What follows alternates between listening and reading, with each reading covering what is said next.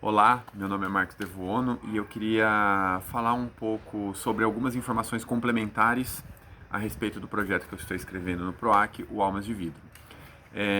Basicamente, o texto mostra diversos pontos de vista de vários personagens que, de alguma maneira, estão ligados ao evento Segunda Guerra Mundial, seja ele pré-evento, durante ou pós, né? Então temos monólogos são 8 personagens, né? É o texto que está chegando a vocês. São 8 personagens divididos em 8 monólogos. E aí essas histórias elas transcorrem ao longo dos eventos que ocorreram a Segunda Guerra Mundial, um pouco antes, um pouco depois. E eu queria dizer que eu, como enquanto diretor, enquanto ator que sou, ah, fiz uma viagem para a Europa agora no final de 2019, fiquei lá 40 dias e essa viagem foi muito importante para mim e eu precisava fazer isso porque, enquanto artista, eu tenho que me alimentar não só de coisas que eu vejo, que eu assisto, que eu leio, que eu pesquiso em imagens, fotografias, mas eu precisava sentir o que é estar em loco nos lugares onde o evento aconteceu. Então eu passei pela França, passei por Londres, né, Paris, passei por Londres, passei pela Polônia, fui para Auschwitz, estive em Varsóvia, e em todos esses, fui para Kiev, né, que é o lado dos aliados, né, a antiga União Soviética, e eu pude ter contato com muitas obras, muitos monumentos, muitos lugares históricos, museus, literatura, pinturas, gravuras, os próprios armamentos reais, né? E, e eu queria, e isso me alimentou de alguma maneira para me deixar preparado para esse desafio que está por vir, que é montar o espetáculo. Eu queria só dar uma ênfase em Auschwitz. Eu fiquei 7 horas lá, são 2 campos, né, de concentração, e um total de 7 horas andando. Então lá existem diversos museus, câmara de gás, paredão, lugares onde os prisioneiros eram queimados, onde eles moravam, onde eles eram mortos, as plataformas de trem, e tudo isso, sem eu conhecer, era como se eu estivesse lá, porque o estilo da escrita é muito real, né? É baseado em fatos reais, em cartas trocadas por sobreviventes, em relatos, em entrevistas. Ah, e eu senti na pele, assim, claro, estava muito frio no dia que eu fui, era um lugar muito grande e muito silencioso. E isso, eu fiz algumas leituras do texto em voz alta lá, gravei, e isso me deu a real noção do que significou, principalmente para as pessoas que lá estiveram, esse evento. Porque nós aqui da América do Sul, Brasil em especial, pouco participamos, né, da guerra.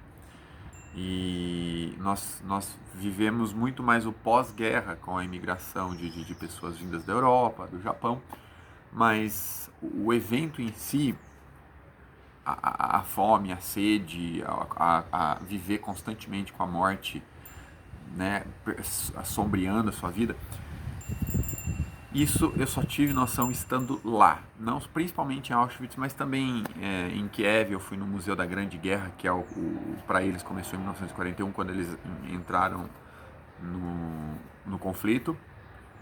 E lá é a Grande Guerra Patriótica, né? Então há uma outra visão de evento. Eles são os salvadores. Não cabe a mim falar o que houve, como era o regime comunista, todo mundo sabe. Mas o foco da nossa peça é a Segunda Guerra e os seus desdobramentos. E estando assim, andando pelas ruas de Londres, pelas ruas de Paris, você vira e mexe e encontrava aqui foi bombardeado, aqui morreu tantas pessoas, em homenagem aos nossos heróis. Então eu tive essa real noção do quão grande esse conflito foi para a humanidade, principalmente para os europeus.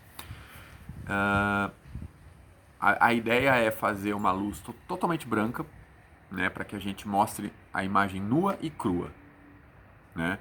Claro que com dependendo do ponto de iluminação, isso vai dar uma distorção na sombra da cena. E eu quero brincar muito com isso, com a sombra, luz e sombra, só. Sonoplastia vai ser feita toda ao vivo, acho que é legal falar com 2 multi-instrumentistas que participarão do espetáculo, ora como personagens, ora como musicistas. Um exemplo, assim, é uma coisa que eu penso que eles podem receber a plateia como soldados, haverá um carimbo que a gente vai carimbar a mão das pessoas, ou um pequeno passaporte, ao entrar no teatro já haverá essa aclimatação pro público, né? Barulho de trem, gente gritando, o ator vai estar já no palco, enfim. A gente vai brincar tem os bonecos também, que esses bonecos eles serão maleáveis ao longo do espetáculo.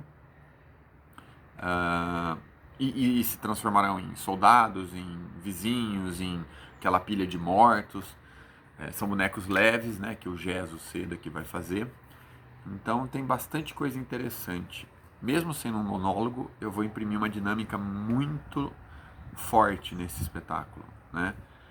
Claro, haverá também os momentos de conversa com a plateia, que isso é necessário, de reflexão, mas eu não quero um monólogo de apenas diálogo. Haverá muita movimentação, muito trabalho de corpo, cantos tirados de campos de concentração, cantos de protesto, cantos de protesto, cantos que os soldados, os sobreviventes e os prisioneiros cantavam, nascidos no ferro do campo de concentração em loco, né?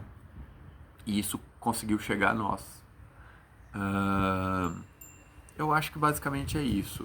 O programa vai ser uma folha de jornal baseada no jornal da época, né, dos anos 40, com a tipografia com bastante escrito. Ali a gente vai colocar toda a ficha técnica, tudo que fala sobre o espetáculo, mas também informações a respeito do conflito, reais, né? Eu acho que é legal ambientar a plateia nisso e também colocar essas informações do espetáculo, né, de onde surgiu isso. E por fim, eu quero dizer que no momento que a gente vive da pandemia, a minha ideia já era um monólogo. Eu acho que essa é a hora da gente fazer o espetáculo enquanto monólogo, com poucas pessoas no palco, e principalmente falar do momento que nós estamos vivendo no Brasil e no mundo, com esses extremismos exacerbados, né? Politicamente, por exemplo, extrema esquerda, extrema direita, as opiniões, né, que você precisa se enquadrar em uma opinião, porque se você não acredita no A, você automaticamente já é do B. Se você não é do B, você tem que ser do A, você não pode misturar, é tudo muito preto no branco, você não tem uma área cinzenta, o diálogo cada vez se perde mais, e a força e esse extremismo, de repente até um pouco de xenofobia, não aqui no Brasil, mas mais na Europa. Então são coisas que a gente está vivendo que o espetáculo traz, e ele amarra com um monólogo final que é do Grande Ditador, baseado naquele discurso do Chaplin, que ele fala sobre o ser humano, né? Sobre a humanidade. E aquele monólogo, ele é muito atual, muito atual. Houve uma adaptação para os tempos atuais, claro, mas ele fala exatamente sobre isso que nós estamos vivendo enquanto seres humanos, enquanto sociedade. Então é isso. Eu acho que, só para deixar um pouquinho mais claro, né, a ideia do espetáculo, haverá sim essa discussão muito forte do que nós estamos vivendo hoje, sem querer comparar, mas fazendo um paralelo, tá bom? Obrigado pela atenção de vocês.